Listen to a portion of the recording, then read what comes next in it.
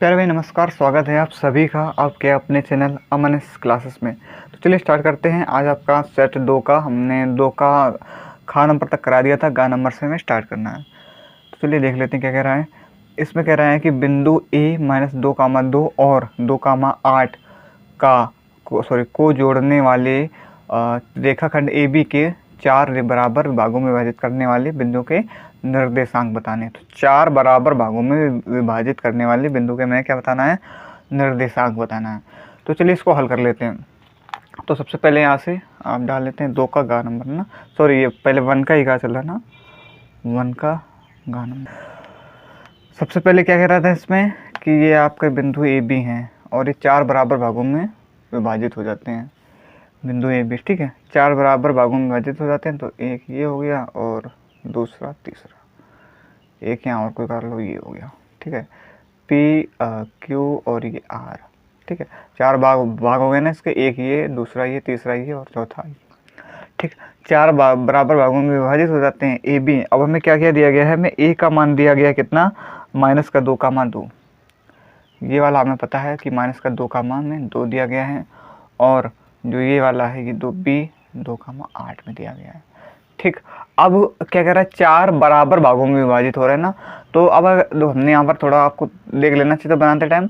अब यहाँ पर जगह नहीं चाहिए इसलिए, लेकिन ये 4 बराबर भागों में विभाजित होंगे ना, तो ये भी एक होगा, ये भी एक होगा, और ये भी एक होगा, और ये भी एक होगा, क्योंकि कह रहा है कि बराबर भागों में विभाजित हो रहा है ना, इसलिए सारे चारों क्या होंगे, एक एक होंगे, ठीक है। अब फिर यहाँ से आपको पता है ये x1 होता है और ये वाला आपका y1 होता है ना।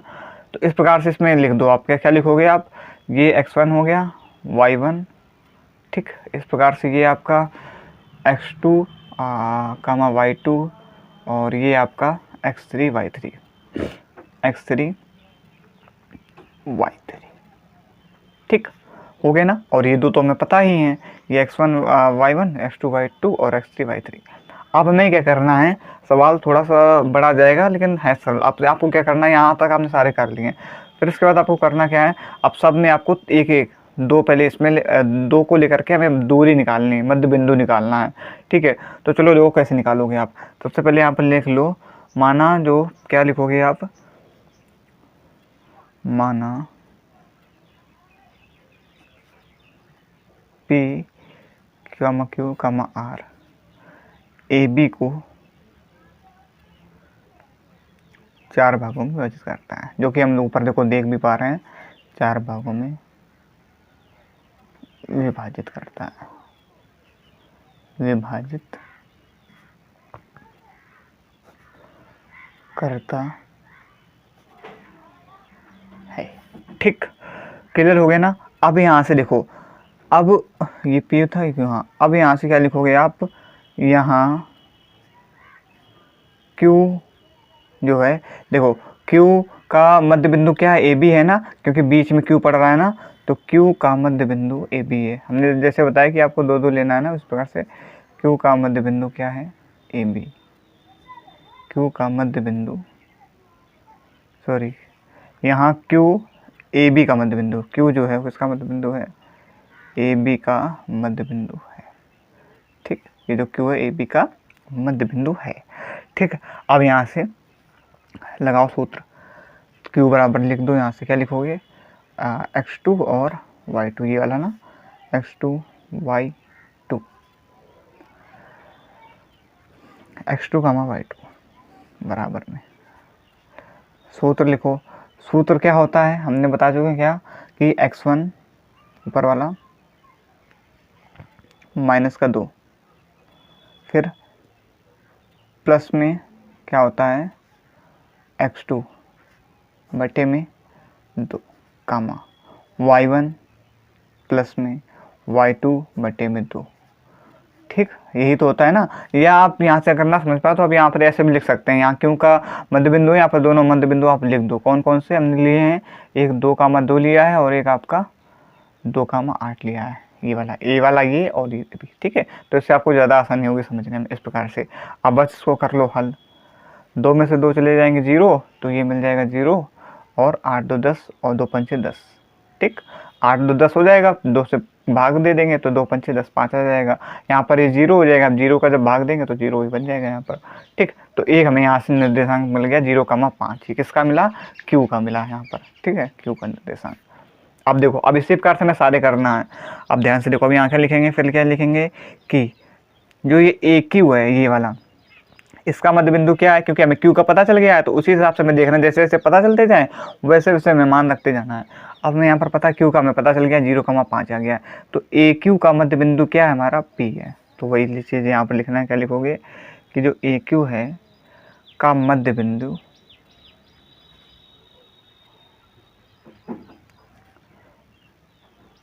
पी है। ठीक है, यहाँ पर लिख दो। ए का मान तो पता ही, -2, और पी का भी हमने निकाला है 0,5। ये लिख दोगे तो थोड़ा हल करने में आपको आसानी रहेगी। ठीक है, अब फिर देखो यहाँ से लिख दो, पी बराबर क्या था? x1, y1 बराबर में, सूत्र वही आपको लगाना है। सूत्र यहाँ पर देखो, एक बार हम लिख दे रहे हैं फार्मूला, वैसे हम बता चुके हैं बीच की दूरी का, लेकिन फिर भी हम एक बार यहाँ पर लिख देते हैं। क्या होता है सूत्र इसका? x का सूत्र होता है x1 प्लस में x2 बटे में 2, y1 प्लस में y2 बटे में 2। ठीक, ये इसका सूत्र होता है, ध्यान रखना। अब यहाँ पर हम सूत्र नहीं लिखेंगे, डायरेक्ट इसके मान रखेंगे। x1 का मान पता है -2, और x2 का मान 0 बटे में 2, y2 2 प्लस में 5 बटे में 2, y1 2 और y2। ठीक, अब इसको हल करो तो यहाँ से क्या आ जाएगा? -2, तो ये आ जाएगा आपका -1, क्योंकि -2 बटे में 2 हो जाएगा, 2 से कम 2 कट जाएगा, तो -1 काम हमें 5 2 7 बटे में 2। ठीक, ये मिल गया। अभी किसका मिला निर्देशांक? ये मिला पी का। अब हमें पता चल गया क्यू का, पता चल गया निर्देशांक, पी का पता चल गया। ठीक है, अब हमें निकालना है आर का। तो अब यहाँ पर आप क्या लिखोगे कि जो आर है वो किसका मध्य बिंदु? क्यू, और बी का मध्य बिंदु है आर। ठीक है, यहाँ पर लिख दो, मतलब आर जो है वो क्यू और बी का मध्य बिंदु है। ये चीज़ यहाँ पर लिखो, आर क्यू बी का मध्य बिंदु है। ठीक, आर क्यू बी के मान क्या हैं? क्यू का मान है 0,5, और बी का मान क्या है? 2,8। बस यहाँ से लिख दो p x3, y3, यही था। अब मान रख दो फटाफट। x1 का मान 0, और x2 का मान 2 बटे में 2, में y1 का मान 5, और y2 का मान 8 बटे में 2। हल कर लो तो ये 1 हो जाएगा, और 8 5 13 बटे में 2 हो जाएगा। ठीक है, 2 बटे में 2 होगा, 2 से कट जाएगा तो 1 आ जाएगा, 1 का मान 13 बटे में 2। तो ये हमें आपका किसका ये मान, सॉरी ये आर का मान है, ये आर का मान पता चल गया। तो हमें पी के भी पता चल गया, क्यू का भी पता चल गया, आर का भी पता चल गया। ठीक, अब यही हमें तीनों निकालना था। देखो मैं क्या कह रहा था इसमें कि भागों को विभाजित करने वाले बिंदुओं के निर्देशांक ज्ञात करो। तो निर्देशांक हमें पता चल गए हैं तीनों के, तो बस यहाँ पर लिख दो आंसर डाल करके। क्या लिखोगे कि पी x1 में y1 का निर्देशांक, और पी x2 में y2 का निर्देशांक, और क्यू, यहाँ पर क्यू और ये आर x3 में y3 का निर्देशांक। ठीक, बस हम निकाल दिए हमने। तो देखो हमने p का क्या निकाला था यहाँ पर? -1 में 7 बटे 2। क्यू का क्या निकाला था? 0 में 5। आर का क्या निकाला था? 1 में 13 बटे में 2। ठीक, ये हो गया बस। यही आपको करना था, यही आपको क्या हो जाएगा? आंसर हो जाएगा। क्लियर हो गया ना? तो 1 का घा नंबर ये हो गया। अब देख लेते हैं 1 का घा नंबर। देखो ये पहले का घा, ये आपका त्रिकोणमितिक सवाल है, यहाँ पर हमें सिद्ध करना है। तो यहाँ पर आप चाहो तो LHS ले सकते हो या RHS ले सकते हो। तो यहाँ पर हम LHS लेकर के RHS को प्रूव करेंगे। तो यहाँ पर लिख दो, जो आप ले रहे हैं वो यहाँ पर लिख दो, LHS लेने पर, LHS है यही होता है लेफ्ट हैंड साइड, और ये होता है राइट हैंड साइड। यहाँ पर लिख दो, क्या लिखोगे? रोड के अंदर 1 प्लस का साइन थीटा बट्टे में 1 माइनस का साइन थीटा। ठीक, बस। अब आपने पढ़ा होगा परिमेयकरण, ठीक है। जो यहाँ पर जब इसका हम गुणा कराते हैं ऊपर तो क्या हो जाता है, ये या प्लस बन जाता है 1 प्लस का साइन थीटा बट्टे में ये प्लस में बन जाता है, ये माइनस का चिन्ह विपरीत चिन्ह ऊपर हो जाता है 1 प्लस में साइन थीटा, ठीक है। अब इसका करा लो गुणा, जब आप गुणा कराओगे तो क्या बन जाएगा, ये 1 plus sine theta 1 plus sine theta, तो ये क्या हो जाएगा आपका, रूट के अंदर लिख दो 1 प्लस का साइन थीटा का स्क्वायर, ठीक है, 1 प्लस का साइन थीटा का स्क्वायर। और ये क्या हो जाएगा, आपने पढ़ा होगा 1 माइनस का sine theta 1 plus sine theta, ये वाला सूत्र एक क्वेश्चन में ए प्लस बी और दूसरे क्वेश्चन में ए माइनस बी, वर्गांतर का सूत्र होता है, क्या होता है ए स्क्वायर माइनस का बी स्क्वायर। तो वही चीज़ लिखी है, ये मान लो इसे ए, ये मान लो बी, तो ये 1 माइनस का साइन थीटा और 1 प्लस का साइन थीटा क्या हो जाएगा आपका 1 माइनस का साइन स्क्वायर थीटा, ठीक है। आप यहाँ पर 1 का स्क्वायर लगा भी सकते हो, क्योंकि 1 का स्क्वायर करोगे तब भी वो आपका 1 ही रहेगा, इसलिए हमने यहाँ पर 1 का स्क्वायर नहीं किया, 1 माइनस का साइन स्क्वायर थीटा, ठीक है। अब इसके बाद आपको पता है कि 1 माइनस का साइन स्क्वायर थीटा क्या होता है, यहाँ से देखो 1 माइनस का, इसे ऐसे लिख दो 1 प्लस का साइन थीटा बटे में 1 माइनस का साइन स्क्वायर थीटा क्या होता है कॉस स्क्वायर थीटा, ठीक है। पढ़ा होगा आपने साइन स्क्वायर थीटा प्लस में कॉस स्क्वायर थीटा बराबर 1 होता है, तो ये 1 माइनस का sine square theta cos square theta हो जाएगा, और ये साइन थीटा का होल स्क्वायर, ठीक है। अब यहाँ से देखो क्या कर सकते हो आप, ये देखो,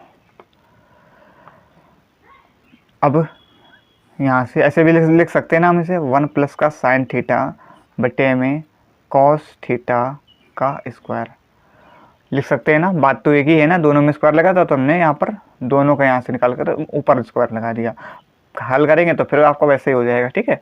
तो अब यहाँ से हम ये कर सकते हैं ना, स्क्वायर से वाला रूट कट जाएगा, तो क्या मिला हमारे पास 1 प्लस का साइन थीटा बटे में कॉस थीटा। तो अब इसे ऐसे भी लिखा जा सकता है, देखो यहाँ पर ऊपर 1 बटे में कॉस थीटा प्लस में साइन थीटा बटे में कॉस थीटा, ठीक है। दोनों को अलग अलग लिख सकते हैं ना इस प्रकार से। तो अब यहाँ से 1 प्लस कॉस थीटा क्या होता है सेक थीटा, और साइन थीटा बटे में कॉस थीटा क्या होता है टेन थीटा। तो बस यही हमारा क्या हो गया प्रूफ, यहाँ पे लिख दो क्या RHS प्रूफ। क्षेत्रफल ज्ञात करना, सूत्र आपको पता है, सूत्र क्या हमने बताया था पाई आर स्क्वायर थीटा बटे में 360, वही सूत्र लगाना। देखो यहाँ पर त्रिज्या हमारी r बराबर 21 सेंटीमीटर दी गई है, 21 सेंटीमीटर, और उसके बाद आपका क्या त्रिज्या देखिए, थीटा का मान 60 डिग्री दिया गया है, 60 डिग्री दिया गया है, कोण अंतरित करता है, तो संगत वृत्तखंड का मतलब कि त्रिज्य खंड का हमें क्षेत्रफल बताना है। तो यहाँ पर लिख दो क्या होता है त्रिज्य खंड का क्षेत्रफल, त्रिज्य खंड का क्षेत्रफल क्या होता है पाई आर स्क्वायर में थीटा बटे में 360। यहाँ पर लिख दो क्या लिखोगे पाई आर स्क्वायर थीटा बटे में 360, मान रख दो, पाई का मान 22 बटे में 7, आर का मान आपका 21 गुणा में 21, थीटा का मान 60 बटे में 360, जीरो से वाला जीरो खत्म, 6 कम 6 छत्रंग 36, 7 एकम 7 7 त्रिका 21, 3 एकम 3 3 दूनी 6, 2 से कट जाएगा 11 बार में, तो क्या आ जाएगा 1 और 2 1 3 231 आपका यहाँ क्या आ जाएगा, यहाँ पर आंसर आ जाएगा, ठीक है 231 सेंटीमीटर, 231 सेंटीमीटर स्क्वायर। अब देखो 4 नंबर में क्या कह रहा है इसमें कह रहा है कि एक डिब्बे में 4 लाल कंचे हैं, 8 सफ़ेद कंचे हैं तथा प्राकृतिक सवाल है कितने तथा 5 हरे कंचे हैं, तो इस डिब्बे में से एक कंचा यादृच्छिक निकाला जाता है, तो इसकी क्या प्रायिकता होगी कि निकाला गया कंचा लाल है या हरा है, हरा नहीं है, मतलब कि हरे ना नहीं है, तो फिर चलो उसको हल्का के बताते हैं आपको, तो ज़्यादा अच्छे तरीके से समझ में आएगा। तो अब 5, अब तो अगर हम कुल कंचे पूछें, कुल कंचे कितने हैं, कुल कंचे 8 4 12 5 17, टोटल कंचे कितने हमारे पास 17 हैं। अब हमें दो यहाँ पर, अब हमें बताना है कि कितने कंचे लाल हैं, मतलब एक कंचा यादृच्छिक निकाला जाता है, तो हमें सबसे 2 कंडीशनें दी गई। पहली कंडीशन लिखोगे आप क्या कि कितने कंचे निकाला गया कंचा लाल है, कंचा अगर लाल है, निकाला गया कंचा ऐसे लिख दो, निकाला गया कंचा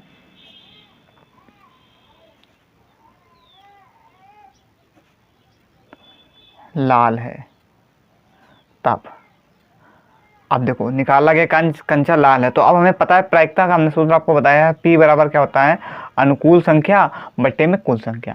अब लाल है तो देखो लाल कंचे कितने हैं, 4 है ना, तो यहाँ पर 4 होगा, ठीक है, लाल कंचे, सवाल ऐसे हम बता चुके हैं। और कुल कंचे हमने क्या बताया था, अनुकूल संख्या बट्टे में कुल संख्या, कुल संख्या कितनी है 17, तो 4 बट्टे में 17, तो ये आपका आ गया पहले का। निकाला गया कंचा लाल है तो क्या उसका P बराबर 4 बट्टे में 17।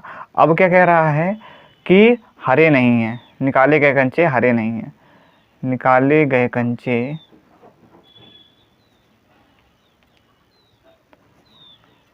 हरे नहीं है, हरे नहीं है। तब अब इसका मतलब समझे कि निकाले गए कंचे हरे नहीं, इसका मतलब हरे नहीं का मतलब हरे छोड़ करके दो, ये लाल और सफ़ेद कोई भी हो सकते हैं, कुल मिला के हरे नहीं है। तो यहाँ पर अब लिखो आप क्या, प्रायिकता बराबर हरे कंचे को छोड़ दो, हरे कंचे कितने थे यहाँ पर 5 थे, तो इनको छोड़ करके इन दोनों को जोड़ दो, 8 4 12, क्योंकि हरे को छोड़ करके लाल और सफ़ेद दोनों हो सकते हैं। यहाँ पर 12 बट्टे में तो कुल संख्या 17, तो ये आपका हरे नहीं है, तो उसकी प्रायिकता ये आ जाएगी। ठीक, ये हो गया आपका 1 का 4 नंबर सवाल। समझ में आएगा ना, बिल्कुल सरल था। अब देख लेते हैं 2 नंबर आपका स्टार्ट होता है। देखो दूसरा नंबर में क्या कह रहा है देखो कह रहा है 2 संकेंद्री वृत्तों की त्रिज्याएं। तो संकेंद्री वृत्त क्या होते हैं, जो एक ही केंद्र से 2 वृत्त खींचे जाएं। ठीक है, कोई एक केंद्र है, मतलब जैसे एक केंद्र से अगर 2 वृत्त खींच दिए जाएं तो वही आपका क्या होता है, संकेंद्री वृत्त की त्रिज्याएं आपका 7.5 और 4.5 हैं। तो बड़े वृत्त की उस जीवा की लंबाई ज्ञात करो जो छोटे वृत्त को स्पर्श करती है। ठीक है, समझ में, देखो यहाँ इससे समझो। अब इसमें चित्र देखो दिया गया है, तो ये देखो एक ही केंद्र से 2 वृत्त खींचे जाए, एक ये वृत्त और इसी प्रकेंद्र से एक दूसरा वृत्त और खींचा जाए। ठीक है, तो ये कह रहा है। फिर इसके बाद हमें त्रिज्याएं ये 4.5 और 7.5 दी गई हैं। फिर क्या कह रहा है कि बड़े वृत्त की, बड़े जो वृत्त है उस बड़े वृत्त की उस जीवा की लंबाई ज्ञात करो जो छोटे वृत्त से स्पर्श कर रहा है। ठीक है, तो इसकी हमें क्या करना है, लंबाई ज्ञात करना है। ठीक है, तो यहाँ पर आपका क्या लग जाएगा, आप देखो ये दिख रहा है आपका समकोण त्रिभुज दिख रहा है ना, तो ये आपका लंब पता है, कर्ण पता है, आधार हमें निकालना है, तो बस पाइथागोरस प्रमेय से आप आसानी से निकाल सकते हो। ठीक है, तो देखो निकाल लेते हैं। अब यहाँ पर देखो लिख लो, हमें पता है यहाँ से लिख लो, यहाँ पर समकोण त्रिभुज है ना, समकोण त्रिभुज किसमें, APO में, यहाँ पर O, ठीक है, केंद्र O होता है ना, केंद्र O APO में।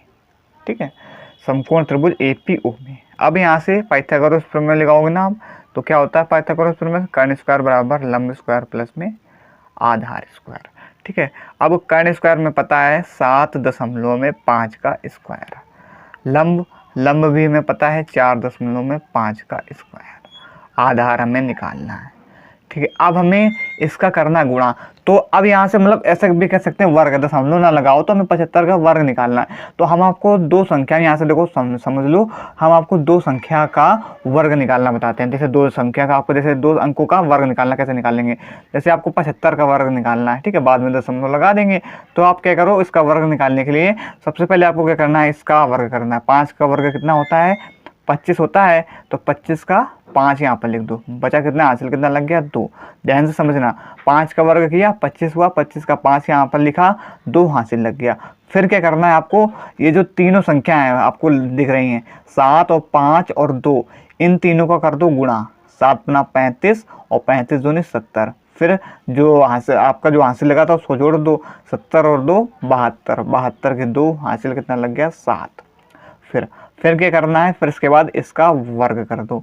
7 का वर्ग कितना होता है 49, 49 और 7 कितना हो जाएगा आपका 56, 9 7 16, तो 49 और 7 56। तो इसका आपका क्या होता है 75 का जो वर्ग होता है वो कितना होता है 56 और 25। अब यहाँ से हमें क्या नाम दशमलव भी दिया गया था, तो हम गुणा कराएंगे तो 7.5 गुणा में 7.5 बनेगा ना। तो अब दशमलव हमें एक ये वाला दशमलव और एक ये वाला दशमलव, तो 2 अंक बाद दशमलव लगा दो, तो 56 में 5 जो है आपका 7 जब 5 गुणा करोगे 2 बार, तब 56 में 25 आ जाएगा। ठीक है, आ जाएगा। क्लियर हो गया ना सवाल। तो यहाँ से क्या हो गया 56.525। तो 2 अंकों का अगर आपको वर्ग निकालना है तो आप ऐसे निकाल सकते हो, ठीक है। चलो ना समझ में आया हो तो अब इस वाले में समझा देते हैं 4.5 में। अब जैसे आपको 4.5 का वर्ग निकालना है तो आप दशमलव पहले हटा दो, दशमलव फिर बाद में लगा लेना, ठीक है। तो हमें कुल मिला के यहाँ समझो कि हमें 45 का वर्ग निकालना है, ठीक है, 45 का वर्ग। तो यहाँ से आप ये तो समझ ही रहे हो इसका, और साथ में आप 2 अंकों का वर्ग निकालना भी समझ जाओगे। तो हमने क्या बताया, सबसे पहले आपको क्या करना है, सबसे पहले आपको इसका वर्ग करना है। फिर क्या करना है, दो अंक आएंगे कोई, उसमें से एक अंक यहाँ पर और एक हासिल लगा दो। फिर क्या करना है, तीनों का गुणा करना है। तीनों का गुणा करने के बाद यहाँ पर लिख दो और जो हासिल वाला उसको जोड़ दो, फिर यहाँ पर लिख दो। फिर उसके बाद इसका वर्ग करना है। देखो ध्यान से, पहले हमने क्या बताया, ये जो इधर साइड वाला ना, इकाई वाला, इसका वर्ग करो तो 5 का वर्ग कितना होता है, 25। 25 का लिख दो यहाँ पर 5, हासिल कितना लगा दिया, 2। फिर क्या करना है आपको, 4, 5 और 2 इन तीनों को कर दो गुणा। तो 4 पंचे 20 और दूनी 40, 20 दूनी 40, 40 और 2 हासिल वाला, तो 40 2 42 के 2, हासिल कितना लग गया, 4। फिर क्या करो, इस 4 का वर्ग कर दो, 4 चौको 16 और 4 20। फिर अब देखो, 2 बार दशमलव लगा था, एक 4.5 में और 2 बार 4.5 है ना, तो एक ये वाला दशमलव और एक ये वाला दशमलव, तो 2 अंक बाद दशमलव लगा दो, तो 20.25। समझ में आ गया ना आसानी से। अब बस ये स्क्वायर, अब इसे हल कर लो। 56.25 से 20.25 जाएगा तो कितना बचेगा आपका, 36, ठीक है। यहाँ से आप कर सकते हो, बराबर में स्क्वायर, स्क्वायर हटेगा, यहाँ से क्या लग जाएगा, रूट। तो ए बराबर क्या आ जाएगा, 6। तो ये वाली जो वैल्यू हमारे पास क्या आ गई, ये आ गई 6। अब हमसे क्या कह रहा है, देखो ध्यान से सवाल में, इसमें कह रहा है कि बड़े वृत्त की उस जीवा की लंबाई ज्ञात जो छोटे वृत्त को स्पर्श करता है। तो हमें पूरी इसकी जो है लंबाई ज्ञात करना है। अगर दोनों बराबर होंगी ना, अगर ये 6 है तो ये भी आपकी 6 होगी, तो टोटल कितनी हो गई, हमें ए बी की पूरी लंबाई ज्ञात करना। तो ये ए पी और पी बी तो जोड़ दो, ए बी बराबर क्या होता है, हो जाएगा ए पी प्लस में पी बी। ए पी भी 6 है और पी बी भी 6 है, तो 6 से कितना हो जाएगा, 12 सेंटीमीटर। यही आपका क्या हो जाएगा, आंसर हो जाएगा। क्लियर हो गया ना, समझ में आ गया। तो वर्ग आप ऐसे निकाल सकते हो, बस आपका यहाँ से पाइथागोरस प्रमेय लगा करके आधार निकालना था, जो कि हमने निकाल दिया और ये आपका आंसर हो जाएगा। अब देख लेते हैं 2 का खा नंबर। देखो ध्यान से, 2 का खा नंबर, इसमें क्या कह रहा है कि हमारे पास आकृति ये वाली जो आकृति दी गई है, क्यू आर बट्टे में क्यू एस, क्यू आर बट्टे में क्यू एस बराबर है क्यू टी बट्टे में पी आर के, ठीक है। क्यू टी बट्टे में पी आर के बराबर है, और कोण 1 बराबर कोण 2, तो कोण मतलब ये जो कोण 1 ये वाला है और ये इसके कोण 2 के बराबर है। तो हमें सिद्ध करना है कि त्रिभुज पी क्यू एस समरूप है त्रिभुज टी क्यू आर के, ठीक है। तो अब सबसे पहले यहाँ से हम लिख लेते हैं क्या, जो हमें दिया गया उस चीज़ को लिख लेते हैं। लिख लो यहाँ पर क्या दिया गया है, हमें दिया गया है कि जो क्यू आर है वो बट्टे में क्यू एस, ठीक है, बराबर है क्यू टी बट्टे में पी आर के, ठीक है। यहाँ से डाल दो समीकरण ये फर्स्ट, और हमें पता है कोण 1 जो है वो कोण, ये वाला कोण 1 कोण दूसरे के बराबर है। ये चीज़ हमें दी गई है। अब हमें सिद्ध क्या करना है, ये भी लिख दो, सिद्ध करना है। तो सिद्ध क्या करना है कि त्रिभुज जो पी क्यू एस समरूप है त्रिभुज टी क्यू आर के, ये वाला जो पी क्यू एस ये समरूप है टी क्यू आर, मतलब ये वाला जो त्रिभुज है ये पूरे टी क्यू आर के समरूप है, ये हमें सिद्ध करना है। अब यहाँ से देखो उपपत्ति, अब हम सबसे पहले क्या लेते हैं, त्रिभुज ले लेते हैं त्रिभुज पी क्यू आर, त्रिभुज पी क्यू आर में। तो त्रिभुज पी क्यू आर में हमें क्या दिया गया है कि त्रिभुज पी क्यू आर में ये वाला पूरा लेंगे, तो हमें पता है इसमें कि कोण 1 जो है वो कोण 2 के बराबर है, ये हमें दिया गया। चाहो तो यहाँ पर लिख दो दिया है, ठीक है। ऊपर ये चीज़ दी गई तो वही चीज़ हमने यहाँ पर लिखी कि जो कोण 1 है कोण 2 के बराबर है। पी क्यू आर में ही तो आ रहा है जो कोण 1 कोण दूसरे के बराबर है, ठीक है। फिर इसके बाद पी आर जो है बराबर है पी क्यू के, ठीक है। जो ये पी आर है वो बराबर किसके है, पी क्यू की, क्योंकि कोड 1 बराबर कोड 2 दूसरे के है। तो यहाँ पर लिख दो समीकरण किस में रख दो, ये फर्स्ट में रखने पर, जो ऊपर ही हमने माना था समीकरण फर्स्ट में रखने पर, मतलब जो पी आर की जगह में पी क्यू रख सकते हैं या पी क्यू की जगह पी आर रख सकते हैं, ठीक है। अब यहाँ पर लिख दो ऊपर क्यू आर बराबर में क्यू एस, दोनों बराबर हैं तो हम आपका पी आर की जगह क्या लिख सकते हैं, पी क्यू लिख सकते हैं। वही चीज़ हम यहाँ पर करेंगे कि क्यू टी बटे में, अब हम पी आर की जगह क्या लिख देंगे, पी क्यू लिख देंगे। क्लियर हो गया ना, क्योंकि यहाँ से हमने इस चीज़ को बराबर दिखा दिया तो हम लिख सकते हैं। अब जैसे हम कोड 1 की जगह कोड 2 भी लिख सकते हैं ना, इसी प्रकार से हमने इसको भी ऐसे लिख दिया। अब यहाँ से ठीक है, ये चीज़ हमने लिखी। फिर अब हमें यहाँ से क्या पता चला, जब ये बराबर है तो अब हमें देखो क्यू सब में आ रहा ना, Q R P Q Q S Q T और पी क्यू, तो यहाँ से हमें ये भी पता चला जो कोण क्यू है वो क्या है, उभयनिष्ठ है। उभयनिष्ठ है क्योंकि जो क्यू है वो सभी में आ रहा है ना, तो क्यू देखो यहाँ से आप कोई भी उठाओगे, ये देखो चित्र में भी देख लो, अगर पी क्यू तब भी क्यू, एस क्यू तब भी क्यू, क्यू आर या टी क्यू, तो इसमें भी क्यू जो है आपका क्या है, कोण क्यू क्या है आपका, उभयनिष्ठ हो जाएगा।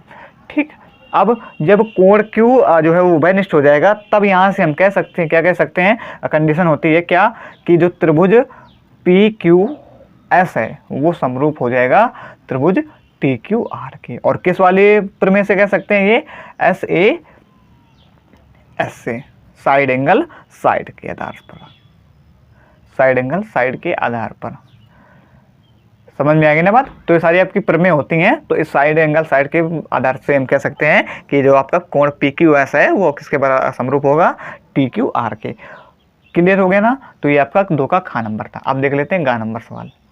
देखो 2 का गा नंबर क्या कह रहा है, इसमें कह रहा है कि आपका एपी दी गई 21, 18, 15 डॉट डॉट डॉट और भी पद होंगे आगे, तो कितने पद लिए जाएं कि उनका योग -81 हो। अब आपने सूत्र पढ़ा होगा पदों का योग का, क्या होता है सूत्र, सबसे पहले यहाँ पर लिख लो एस एन बराबर होता क्या होता है, n/2 कोष्ठ में 2a प्लस में n प्लस में 1 इंटू में d। पढ़ा है ना सूत्र ये आपने, कि ये सूत्र होता है पदों का योग का, एन बराबर जब हम पदों के योग निकालते हैं तो उसके लिए ये वाला सूत्र लगता है। ठीक है, एपी में आपने पढ़ा होगा। अब यहाँ से हमें ये तो हमने लिख लिया, अब हमें पता होना चाहिए ए क्या होता है और डी क्या होता है, एन क्या होता है। एन तो पदों का योग होता है, लेकिन ए और डी बताओ। तो ए हमने बताया था, अब यहाँ से आप लिख लो कि ए बराबर क्या होता है, जो पहला पद होता है, ठीक है, ये होता है ए। और डी क्या होता है, जो ये अंतर होता है, जो इनके सार्वंतर जिसे बोलते हैं, जिनके बीच का जो डिफरेंस होता है वही हमारा डी होता है। तो क्या डिफरेंस है इनके बीच का, 21 और 18 कितने का, -3 का डिफरेंस है। 18 में से 15 घटाओगे तो -3 का डिफरेंस है ना, तो दोनों में डी का मान जो -3 है, और ये बराबर क्या आ जाएगा, ये पहला मतलब कि पहला जो अक्षर होता है वो आपका ए होता है, ठीक है, पहला अंक। तो ये आपका 21 और डी बराबर क्या हो गया, -3। अब हमें यहाँ पर इसमें मान रख दो, सवाल आपका हल हो जाएगा।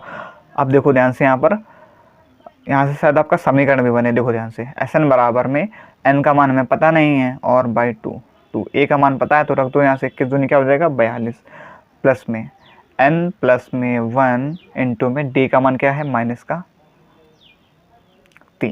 ठीक, ये दिया गया है। अब देख लो आगे यहाँ से, हाँ अब देखो ध्यान से, एस एन बराबर हमें पता है पदों का योग हमने बताया था, उनका योग जो देखो दिया गया -81, तो एस एन बराबर भी रख दो 81। अब बराबर में n/2, इसको हल कर लो थोड़ा सा, 42 प्लस में इसका करा लो यहाँ पर गुणा, तो ये क्या हो जाएगा -3n प्लस का और -3n, और ये क्या हो जाएगा -3। ये बन जाएगा ना आपका, यहाँ पर n-1 है, सॉरी माफ़ी चाहेंगे, 2a प्लस में n-1 इंटू डी, ठीक है, माफ़ी चाहेंगे, यहाँ पर n-1 है। तो अब जब यहाँ पर, तो ये क्या हो जाएगा, ये -3, ये तो माइनस का ही रहेगा, लेकिन ये वाला जो है प्लस का हो जाएगा, माइनस प्लस कर देगा ना। अब यहाँ से ठीक, अब इसको करो हल, तो यहाँ से ऐसा करो, जो 2 है गुणा में इसको इधर ले आओ, तो 2 एकम 2, 2 अट्ठे 16, ठीक है, भाग में इधर आएगा, गुणा में हो जाएगा, तो ये हो जाएगा 162।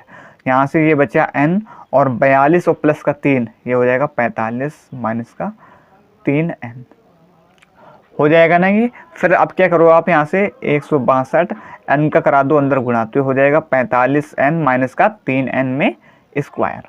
ठीक, अब यहाँ से आपका द्विघात समीकरण बन जाएगा ना। तो लिख दो यहाँ पर ऐसे, देखो यहाँ से ये देखो, अब ये माइनस का 3n इधर 3n² इधर आएगा तो प्लस का 3n² हो जाएगा, ये प्लस का इधर आएगा तो माइनस का 45n, और ये इधर ही था तो माइनस का 162 बराबर में 0। समझ में आ गया ना, हमने यहाँ पर इसको इधर ले आए हैं और ये तो इधर ही था, इसलिए माइनस का 162 बराबर में 0। अब हमें इसको करना है हल। अब यहाँ से हमें इसको ऐसे जोड़े बनाना है कि, या ऐसा करो, ये आपका 3 से कट भी रहा है, 3 से काट दो, कट रहा है ना आराम से, तो 3 का ऐसा करो, यहाँ से 3 कॉमन ले लो, तो ये हो जाएगा आपका n², और ये 3 एकम 3, 3 पचे 15n, और 3 पचे 15 और बचा 1 12, 3 चौको 12, सॉरी हाँ 3 चौको 12 बराबर में 0। ठीक है, अब ये 3 गुणा में है ना, इधर आएगा तो भाग में, ये पूरा आपका 0 हो जाएगा। ठीक है, ये आपका क्या हो जाएगा, 0 हो जाएगा। अब n² माइनस का 15n माइनस का 54। अब हमें ऐसा करना है 54 कि आपका जोड़ने में 15n हो जाए, ठीक है, और गुणा करने में आपका माइनस का 54, मतलब जोड़ने में माइनस का 15n बन जाए और गुणा करने में माइनस का 54 बन जाए। हमें इस प्रकार से करना है। ठीक है, तो आप 18 9 और 6 अगर लें, 9 और 6 लेंगे तो ये वाला तो बन जाएगा, लेकिन ये नहीं बनेगा। ठीक है, क्योंकि यहाँ पर फिर प्लस का हो जाएगा। तो 18 और अगर हम 18 और 3 लेकर के चलें, ठीक है, 18 और 3 ले लेते हैं, n² माइनस का 18 और प्लस का 18n प्लस का 3n माइनस का 54 बराबर में 0। ठीक है, क्योंकि हमें यहाँ पर भी देखना है ना, चिन्ह भी सेम वही बने ना। तो देखो 18 में से माइनस का 18 में से प्लस का 3 घटाओगे तो माइनस का 15 बचेगा, और 18 छत्ते 18 54, तब भी माइनस का यहाँ पर 54 आ जाएगा। ठीक, अब इसको कर लो हल यहाँ से।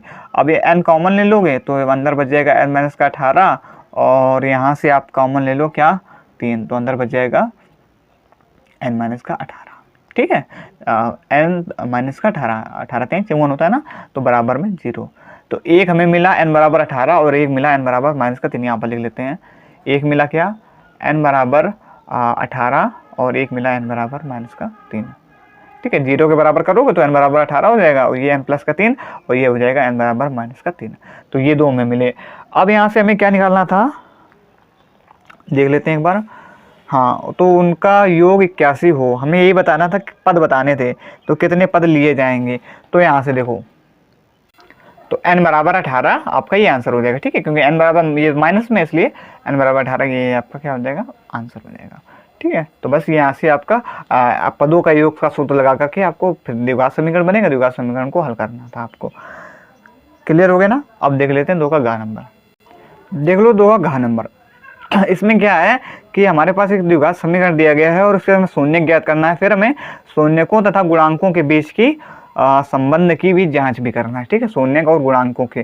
तो चलो इसको भी हल कर लेते हैं। सबसे पहले इसका द्विघात समीकरण को हल करते हो, यहाँ से शून्य निकालते हैं सबसे पहले।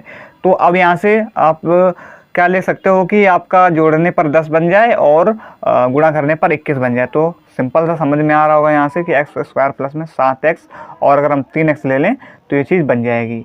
तो बस इसको हल कर लो, x और ये x प्लस का 7, और यहाँ से क्या कॉमन हो जाएगा 3, तो x प्लस में 7 बन जाएगा। ठीक है, तो क्या बनेगा हमारे पास शून्य को, x प्लस बराबर में 7 और ये x प्लस में 3, दोनों को 0 के बराबर करोगे तो ये आ जाएगा x बराबर माइनस का 7, और दूसरा आ जाएगा x बराबर में माइनस का 3। तो ये दो शून्यक मिले, माइनस का 7 कामा में x बराबर में माइनस का 3। अब हमें शून्यक तो पता चल गए। अब यहाँ से ये भी कह रहा है कि हमें इसकी जांच भी करना, शून्यकों तथा गुणांकों के बीच संबंध की जांच भी करो। तो इसको भी कर लेते हैं। देखो ध्यान से यहाँ पर लिख लेते हैं, जांच के लिए जांच। ठीक है, जांच के लिए सबसे पहले इसको लिख लेते हैं समीकरण, x² प्लस का 10x प्लस में 21। ठीक है, ये समीकरण था। तो यहाँ से a का मान, इसका गुणांक होता है ना a, और b बराबर में 10, c बराबर में 21। ठीक है, तो ये हम किससे निकालते हैं, ax² plus bx plus c से तुलना करते हैं, तब a b c के मान यहाँ से निकल आते हैं। अब हमें जांच करना है ना, तो आपको दो सूत्र पता होंगे। एक होता है शून्यकों का योगफल, शून्यकों का योगफल। अब शून्यकों का योगफल मतलब जोड़ना है, तो दोनों शून्यकों को जोड़ दो। माइनस का 7 और माइनस का 3 दोनों जोड़ोगे तो आपको क्या आ जाएगा, यहाँ पर देखो लिख लो, माइनस का 3 प्लस में माइनस का 7। ठीक है, होता क्या है, माइनस का b अपॉन में a। योगफल का सूत्र ये होता है, गुणनफल का होता है c अपॉन में a। अब यहाँ से b का मान क्या है, माइनस का 10, a का मान 1।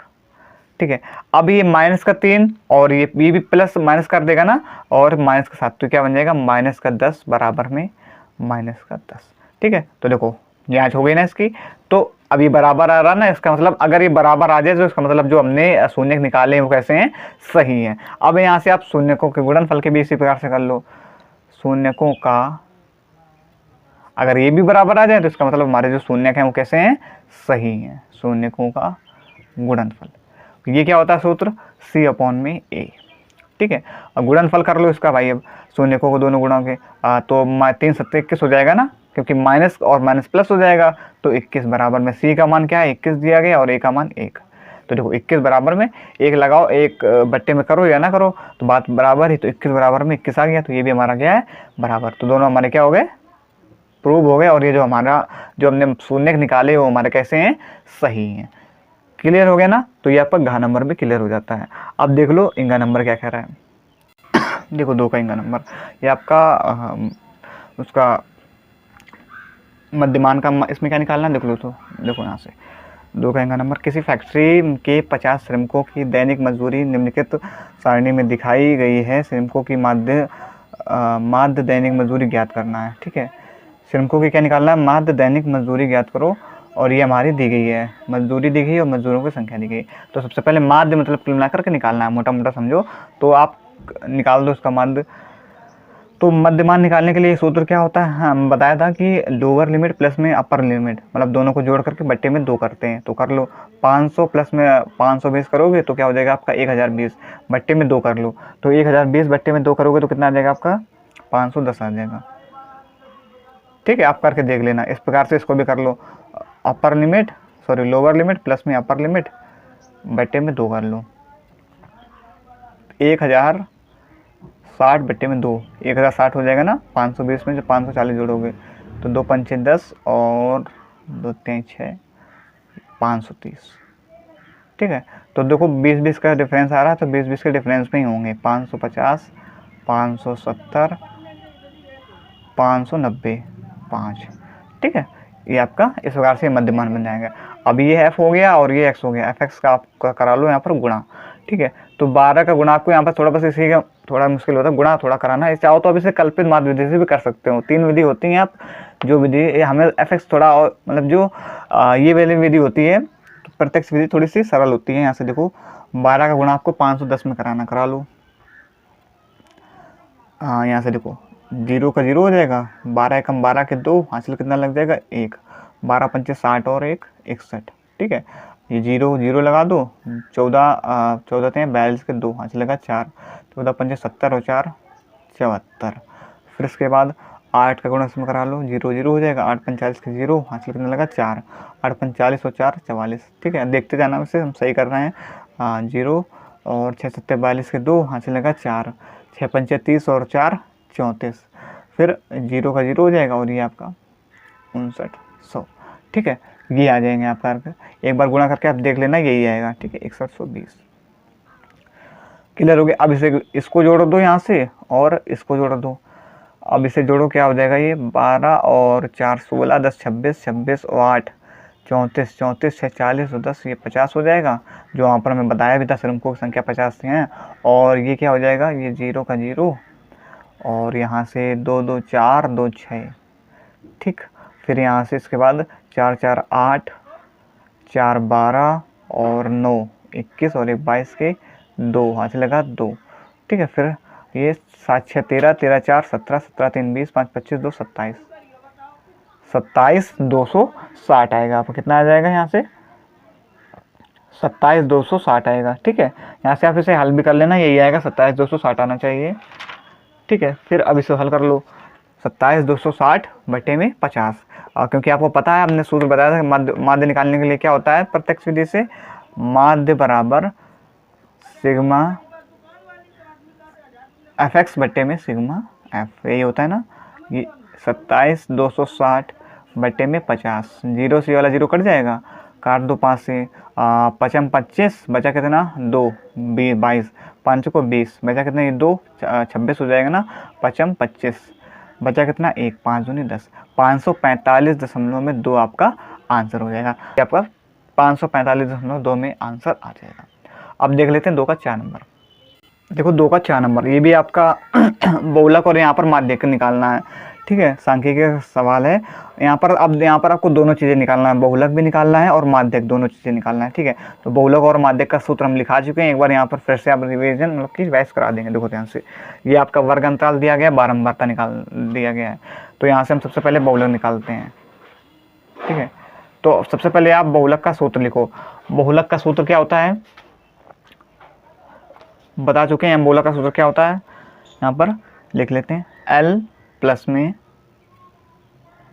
F1 माइनस का F0 बटे में 2F1 माइनस का F0 माइनस का F2 इंटू में H। ये सूत्र होता है ना बहुलक का, ठीक है। लिखवा भी चुके हैं पहले, तो ये सूत्र होता है।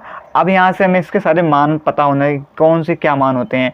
अब यहाँ से देखो, सबसे पहले बहुलक की बात हो रही है ना, तो यहाँ पर बहुलक मतलब सबसे ज़्यादा। अब यहाँ पर बारंबारता में देखते हैं कि कौन ज़्यादा बार आ रहा है। तो देखो जो 65 से 85 4 बार आ रहा है, 85 से 105 5 बार आ रहा है, 105 और 125 ये 13 बार आ रहा है। और सबसे ज़्यादा बार देखो ये आ रहा है 20 से ज़्यादा कोई 125 से 145 जो है वो ही है जो हमारा क्या आ रहा है 20 बार आ रहा है, ठीक है। तो यही जो है आपका क्या हो जाएगा बहुलक हो जाएगा। लेकिन 125 से 145 हमारा 20 बार आ रहा है। अब यहाँ से ये पता चल गया, तो ये जो होती है ये होता है L। यहाँ से इसके जस्ट सामने वाला ये जैसे हम लोग लोअर लिमिट बोलते हैं, अपर लिमिट होती है, तो यही होती है, ये है हमारा L, ठीक है। यहाँ से समझना है, जो ज़्यादा बार आता है उसका जस्ट सामने वाला ये होता है L। अब इसके ऊपर वाला यहाँ ये होता है F0, ठीक है। और ये यहाँ जो आता है ज़्यादा बार ये F1 और ये F2, ठीक है। तो इसको आपको आसानी से ऐसा समझ सकते हो कि ये लाइन क्रमांक मतलब कि लगातार होते हैं, ऊपर से स्टार्ट होगा F0, उसके ऊपर वाला F0, फिर F1 F2, ठीक है। मतलब जो आपका ज़्यादा बार आएगा वो F1, उसके ऊपर F0, नीचे वाला F2, बस। फिर H क्या होता है, H तो हम बहुत बार बता चुके हैं, इनके बीच का अंतर। तो अंतर कितना है 20, तो H बराबर क्या हो जाएगा 20। बस सारे मान पता चल चुके हैं, इसमें रख दो और आसानी से कैलकुलेशन को देख करके कि कैलकुलेशन गलत ना हो आंसर निकाल लो।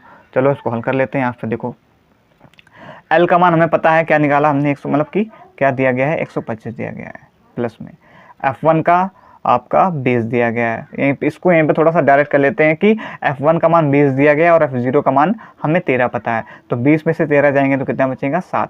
थोड़ा सा कैलकुलेशन बचा मतलब कि टाइम थोड़ा बचाने के लिए। फिर अब 2F1, अब 2 इंटू F1 का मान पता है 20, तो 20 दूनी 40 माइनस। अब यहाँ से इसको हल कर सकते हो ना, F0 और F2, ठीक है। F0 का मान हमारे पास क्या है 13 है और F2 का मान 14 है, तो दोनों को जोड़ दो, 13 और 14 क्या आ जाएगा 27, ठीक है। लेकिन चिन्ह माइनस का ही आएगा क्योंकि दोनों माइनस के, इंटू में H का मान 20। बस देखो कैलकुलेशन कितनी सरल हो गई ना यहाँ से। अब इसे आप एक बार लिखते फिर इसको दोबारा, तो 2-3 लाइन यहाँ पर आपकी हो जाती, ठीक है। अब यहाँ से तो थोड़ा सा ध्यान से करना है कि गलतियाँ ना हो। बस 7, 40 में से 27 घटाओगे तो कितने बचेंगे आपके 13। ये आप भी कर लोगे जैसे हम कर रहे हैं। बस थोड़ा सा जब आप ऐसे सवालों की प्रैक्टिस होगी ना, बहुलक के 3 4 5 6 सवाल जब लगा लोगे आप, तो आपके प्रैक्टिस बन जाएगी और आप भी ऐसे सवालों को आसानी से कर लोगे, ठीक है। अब यहाँ से क्या करो 125 प्लस में 2 सत्ते 14, 140 बट्टे में 13। अब कर दो 13 कम 13 और बचा गया यहाँ पर कितना 13 कम 13 हो जाएगा। यहाँ पर कितना बचा आपका 1 हो गया 10, ठीक है। 1 बजे 10 हो जाएगा ना, तो 140 हो यहाँ पर था। तो अब यहाँ पर कटेगा तो 10 तो कटेगा नहीं, 0 लगाओ यहाँ पर 10 बढ़ा दो, कितना हो गया 110। और फिर इसके बाद 13 सत्ते 91, ठीक है।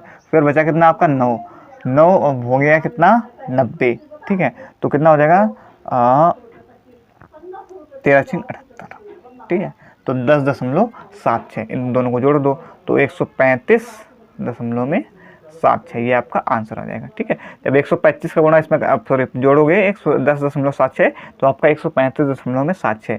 तो ये तो अभी हमारा क्या निकल के आया है बहुलक निकल के आया है, ठीक है। क्लियर हो गया ना, समझ में आ गया। बस अगर सूत्र पता है, सारे मान पता है कि क्या एफ होता है, क्या एफ 0 होता है, क्या एफ 2 होता है और एच क्या होता है, एल क्या होता है, तो आसानी से सवाल को थोड़ा सा कैलकुलेशन बस ध्यान से देखना है और बाकी हो गया। तो ये बहुलक निकल गया। अब देखो निकाल लेते हैं माध्य। अब देखो, अब हमें निकालना है माध्यिका या कहें माध्यक। तो माध्यक निकालने के लिए हमें पता है कि संचयी बारंबारता, हमें वर्ग अंतर और बारंबारता तो पता है, तो इसके लिए माध्यक निकालना है तो हमें उसके लिए संचयी बारंबारता निकालनी होती है। अब संचयी बारंबारता निकालते कैसे हैं बता चुके हैं। सबसे पहले जो 4 दिया गया उसको लिख दो, फिर इसको जोड़ते जाओ। 4 5 9 13 9 21 सॉरी 22 9 3 12 13 9 22 22 20 42 42 और 14 आपका 56 56 और 8 कितना हो जाएगा आपका 64 और 64 और 4 70। इसी प्रकार से तो निकालते हैं संचयी बारंबारता। ये सबसे पहले जो दिया गया तो उसको लिख लेते हैं, फिर उसके बाद जोड़ते चले जाते हैं। ये आपकी निकल के आ गई संचयी बारंबारता। अब ये निकल के आ गई, ठीक है। अब यहाँ पर कुछ गलत किया गया, 56 और 8 6 14 64 सॉरी 64 और 4 68 होगा ना यहाँ पर 68। अब माध्यिका के लिए सूत्र क्या होता है, इसका भी सूत्र हम बता चुके हैं आपको, तो यहाँ पर सूत्र लिख दो। सबसे पहले माध्यिका बराबर L प्लस में क्या होता है n/2 L प्लस में n/2 माइनस का CF बट्टे में F इंटू में H। यही तो होता है सूत्र, बताया था ना मैं आपको, L प्लस में n/2 माइनस का CF बट्टे में F इंटू H। अब ये जो होता है, ये लास्ट वाला जो संचयी बारंबारता का लास्ट वाला, ये होता है n का मान, ठीक है। अब यहाँ से सबसे पहले हम क्या निकालते हैं, n/2 निकालते हैं। तो जब 2 आप निकालोगे तो ये n/2 आपका आ जाएगा कितना, 2 3 6 और 2 चौको 8। 68 का जब इसमें भाग दोगे तो 2 3 6 2 चौको 8 34 आ जाएगा। अब जो 34 आया है इसमें हम देखते हैं ऊपर किस में आएगा 34, 22 में आएगा, नहीं आएगा, 42, इसमें आपका आएगा क्या 34 आएगा। तो जो ये 42 आता है ये होता है किसका मान, इसके सॉरी ये जो 42 आता है इसके ऊपर वाला होता है CF का मान, और इसके जस्ट ये बगल वाला, ये सामने वाला, ये होता है F का मान, ठीक है। और इसके इधर आ जाओ थोड़ा, ये हो जाता है आपका L का मान, लोअर लिमिट, ये हो जाता है L का मान 125, ये आपका L का मान। समझ में आ गई ना बात। जो हम निकालेंगे सबसे पहले ये होता है n का मान, संचयी बारंबारता तो लास्ट पद वो n का मान निकलता है। यहाँ से हमें n/2 निकालना है, n/2 हमारे पास जब निकाला तो 34 आया। तो यहाँ पर देखते हैं 34 कहाँ पर आएगा, 34 आपका आएगा 42 में, ठीक है। आएगा इसमें भी, लेकिन सबसे पहले कहाँ पर आएगा, सबसे पहले आएगा इसमें 42 में। तो अब यहाँ से सबसे इसके ऊपर वाला पद वो होता है CF, ठीक है। और फिर जो ये जो हमने निकाला 42, इसके जस्ट सामने वाला F होता है, उसके जस्ट इधर साइड वाला ये आपका L का मान होता है। बस सारे मान पता चल गए। अब यहाँ से आप रख दो इसमें और हल कर लो इसको। हल थोड़ा ध्यान से करना है। L का मान हमें पता है 125 है, और प्लस में n/2 डायरेक्ट लिख देते हैं 34, माइनस का CF का मान 22 बट्टे में F का मान 20 इंटू में H का मान 20, ठीक है। H का अंतर H तो वही रहेगा ना, डिफरेंस, तो अंतर क्या होगा 20 का होगा ना, 165 और 20 185, ठीक है। यहाँ से 20 वाला 20 खत्म, और 34 में से 22 जाएंगे तो कितने बचेंगे आपका 14 प्लस में 125, कितना आ जाएगा आपका ये 135 और 139। 4 में से 2 जाएंगे 2, 3 में से 2 जाएंगे 1, तो 139 जो है वो आपका क्या आ जाएगा, यहाँ से आंसर आ जाएगा, ठीक है। कितना आ जाएगा, सॉरी 139 तो आएगा, कुछ गलत क्या 34 में से 22 घटा दो, 4 में से 2 जाएगा 2, 4 में से 2 जाएगा तो 2 बचेगा ना यहाँ पर। अब ये थोड़ी थोड़ी गलती देखना है। तो ये आपका हो जाएगा 137, 135 और 12 137, ये आपका माध्यिका निकल के आ गई, ये आपका बहुलक निकल के आ गया यहाँ से, ठीक है। ये 137 माध्यिका और 135.76 ये आपका बहुलक हो गया। क्लियर हो गया ना, 2 का 4 नंबर। आप देख लेते हैं 3 नंबर।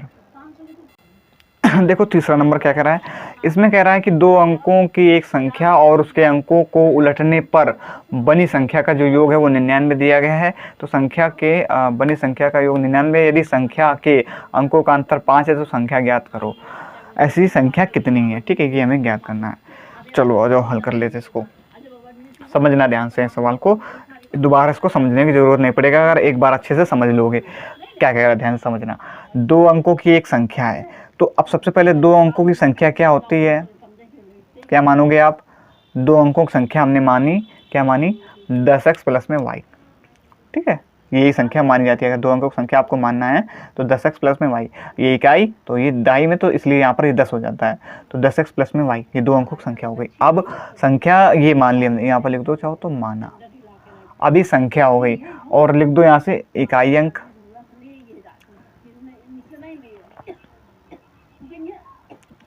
बराबर x और दाही अंक बराबर y। ठीक है, ये भी हमने दोनों क्या माने हैं कि माना इकाई अंक x है और दाई अंक क्या है y है। अब ध्यान से समझना क्या कह रहा है, 2 अंकों की एक संख्या है। ठीक है, यहाँ पर भाई लिख दो, जो कहता जा रहा है वैसे तो करते जाओ। ये 2 अंकों की संख्या है। फिर इसके बाद क्या कह रहा है, 2 अंकों की संख्या और उसके अंकों को उलटने पर, ठीक है, उसके अंकों को भाई उलट दो, 10x प्लस वाई, तो इनके अंकों को उलट दो। तो उल्टोगे तो क्या हो जाएगा, 10y प्लस में x। अंक उलटना है ना, तो अंक यहाँ पर जो यहाँ पर पहले x था वो वहाँ पर हमने y कर दिया, जहाँ y था वहाँ पर हमने x कर दिया। अंकों को उलटने पर बनी संख्या का योग 99, मतलब जो ये बनी संख्या है उस इनका योग वो क्या है, 99। ठीक, अब इसको पहले हल कर लेते हैं यहाँ से। तो 10x और ये 11x प्लस में 10y प्लस में y 11y बराबर में 99। तो 11 ले लो कॉमन, तो x प्लस में y बराबर में 99। काट दो, 11 से 11, 11 9 99। तो x प्लस में y बराबर क्या आ जाएगा, 99, सॉरी 9।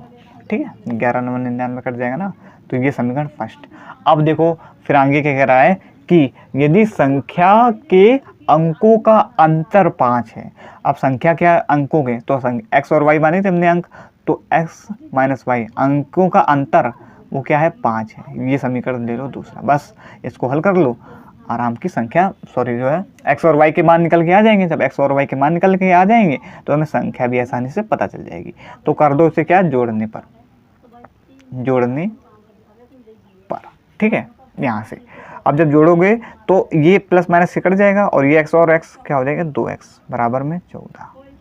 तो यहाँ से x बराबर क्या निकल के आ जाएगा, 7। 2 से काट दोगे 2 7 14, तो x बराबर क्या आ गया, 7। अब जब x बराबर 7 आ गया तो यहाँ से y का भी मान निकाल लोगे। तो यहाँ पर लिखो, ये x का मान आ गया ना, तो यहाँ पर लिख दो, या फर्स्ट में रख दो सेकंड में। तो यहाँ से ऐसे कर लो कि x का मान समीकरण, चाहे तो फर्स्ट में रख दो चाहे सेकंड में रख दो, हम समीकरण फर्स्ट में रख देते हैं। समीकरण फर्स्ट में रखने पर x का मान 7 और y बराबर में 9। ठीक है, ये समीकरण फर्स्ट है ना। अब यहाँ से y बराबर क्या आ जाएगा, 2। 9 ये है इधर और ये प्लस का 7 इधर जाएगा तो माइनस का, तो y बराबर क्या आ गया, 2। तो हमें x और y के मान क्या पता चल गया, x का मान 7 और y का मान 2। तो अब यहाँ से संख्या, अब यहाँ पर x और y के यहाँ पर मान रख दो। तो यहाँ पर लिख दो, क्या लिखोगे, संख्या x का मान क्या है, 7, तो 10 इंटू में 7 प्लस y का मान क्या है, 2। तो 10 7 70 और 2 72। एक तो ये बनेगी और एक उलटने पर भी कह रहा था ना कि अंकों को उलटने पर, तो एक आपकी 27 भी बन जाएगी। ठीक है, तो ये 2 संख्या बन जाएंगी, आंसर ये आ जाएगा। अंकों को उलटने पर भी कह रहा था ना, इसलिए तो 72 ये हो जाएगा और 2 ये 7। ठीक है, तो ये 72 और 27 बन जाएंगे आपकी। क्लियर हो गया ना। तो ये आपका 3 का 3 नंबर हो गया। ठीक है, बस यहाँ से समझना था कि संख्या आपको ये माननी है, फिर उसके बाद आसानी से आप कर लेंगे। अब देख लो अथवा नंबर 3 का। देखो 3 का अथवा नंबर, ध्यान से समझना है सवाल को। क्या कह रहा है कि एक कुटीर उद्योग एक दिन में कुछ बर्तनों का निर्माण करता है। ठीक है भाई, एक चलो हम साथ साथ करते भी जाते हैं तो आपको ज़्यादा अच्छे तरीके से समझ में आएगा। ठीक है, देखो ध्यान से बोलते जा रहे हैं, समझते जाना। एक कुटीर उद्योग है, एक दिन में कुछ बर्तनों का निर्माण करता है। ठीक है, हमें नहीं पता है कि वो कितने बर्तनों का निर्माण करता है, तो यहीं से हम डायरेक्ट यहाँ पर लिख देते हैं, माना एक दिन में बने बर्तन की संख्या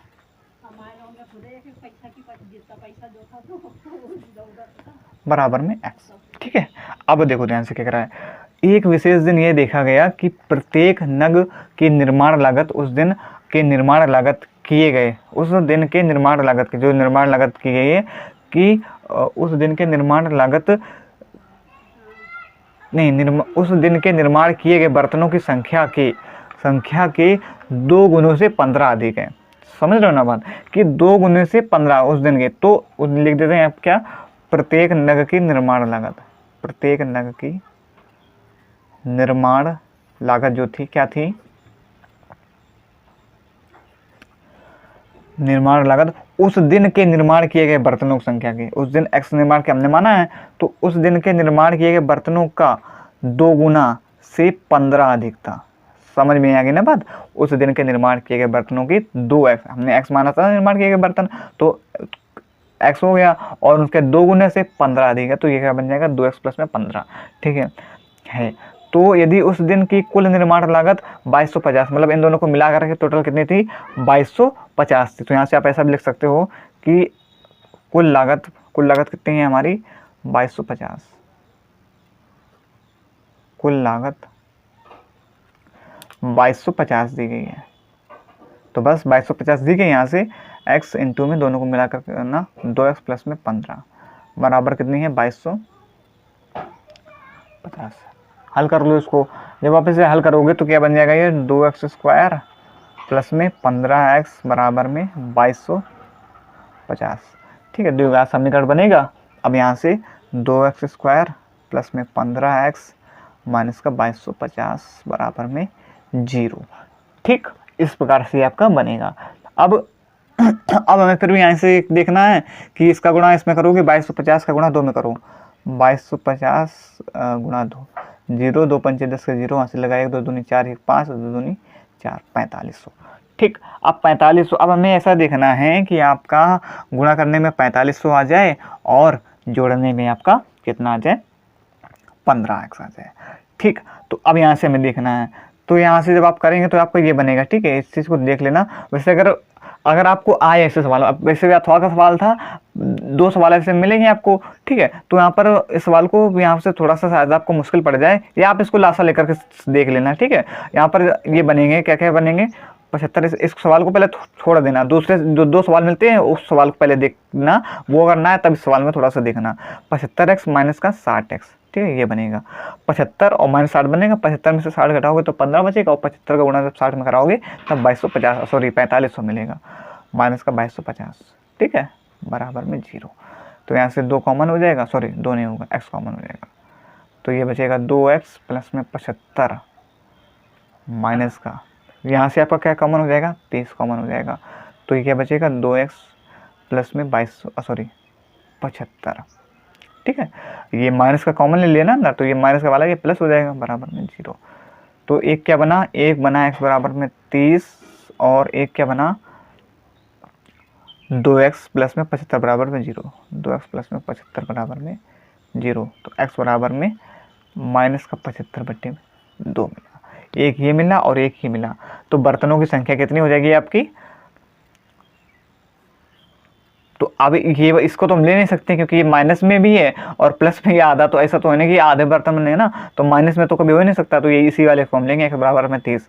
तो यहाँ पर x का मान जब हमारे पास 30 आ गया, तो यहाँ से हमें क्या निकालना था, तो प्रत्येक नग की लागत ज्ञात करना ना, तो प्रत्येक नग की लागत, ये x का मान ये हो गया 30, तो प्रत्येक नग की लागत क्या, नग की लागत क्या हो जाएगी, क्या दी गई थी प्रत्येक नग की लागत, यहाँ पर लिख दो, प्रत्येक नग की लागत बराबर 2x प्लस में 15 दी गई थी हमको बस। ठीक है, यहाँ से x का मान कितना है 30 आया और प्लस में 15, 30 दूनी 60 और प्लस 15 कितना हो जाएगा 75। तो 75 रुपये आपका क्या हो जाएगा, आंसर हो जाएगा, ये देखो। ठीक, क्लियर हो गया ना, तो 75 रुपये आपका क्या हो जाएगा, आंसर हो जाएगा। ये हो गया 3 का 8वां नंबर। वो उन्होंने